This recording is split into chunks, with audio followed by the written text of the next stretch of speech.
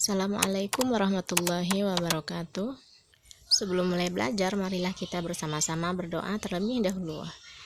A'udzubillahi minasyaitonirrajim. Bismillahirrahmanirrahim. Raditu billahi rabba wa bil islami dina wa bi Muhammadin nabiyya wa rasula. Rabbi zidni ilma warzuqni fahma. Pada pertemuan kali ini kita akan mempelajari tentang kewajiban beribadah dan bersyukur kepada Allah serta berbuat baik kepada sesama manusia dalam Quran surah Luqman ayat 13 sampai dengan ayat 14 serta hadis terkait. Adapun tujuan pembelajaran kita pada hari ini ada 3 ya anak-anak. Yang pertama, siswa dapat membaca surah Luqman ayat 13 sampai dengan ayat 14 sesuai tajwid dan makharijul huruf.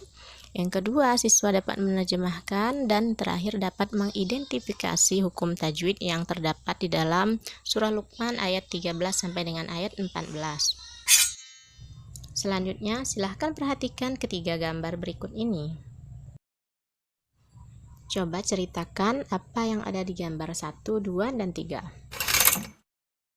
Ya, benar sekali anak-anak. 3 gambar tersebut tercakup di dalam surah Luqman ayat 13 sampai ayat 14 yang akan kita bahas sekarang ini. Sekarang perhatikan bagaimana cara membaca surah Luqman ayat 13 sampai dengan ayat 14 sesuai hukum tajwid dan makharijul huruf yang benar. A'udzubillahi minasyaitonirrajim. Bismillahirrahmanirrahim. Wa iz qala Luqmanu libnihi wa huwa ya'idhuhu ya bunayya la tusyrik billah innasyirka la zulmun 'adzim wa wassaynal insana biwalidayhi hamalathu ummuhu wahnan 'ala wahnin wa fisaluhu fi 'amaini anishkur li wa liwalidayka ilayyal masir. Berikut ini terjemahan dari surah Luqman ayat 13 sampai dengan ayat 14. Pada ayat 13, terjemahannya berbunyi, dan ingatlah ketika Luqman berkata kepada anaknya di waktu dia memberi pelajaran kepadanya, "Hai anakku, janganlah kamu mempersekutukan Allah. Sesungguhnya mempersekutukan Allah adalah benar-benar kezaliman yang besar." Pada ayat 14, terjemahannya adalah, dan kami perintahkan kepada manusia berbuat baik kepada kedua orang ibu bapaknya. Ibunya telah mengandungnya dalam keadaan lemah yang bertambah-tambah, dan menyapihnya dalam 2 tahun. Bersyukurlah kepadaku dan kepada kedua orang ibu bapakmu, hanya kepadakulah kembalimu.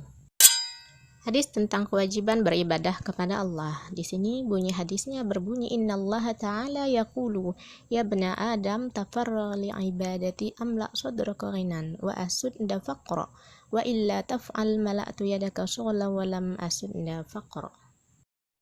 Berikutnya hadis tentang kewajiban bersyukur kepada Allah.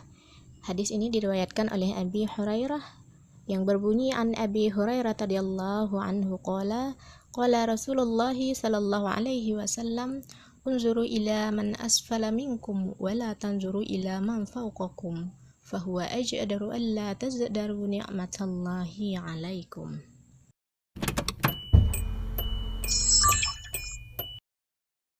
Berikutnya hukum tajwid yang terdapat di dalam Quran surah Luqman ayat 13 sampai dengan ayat 14.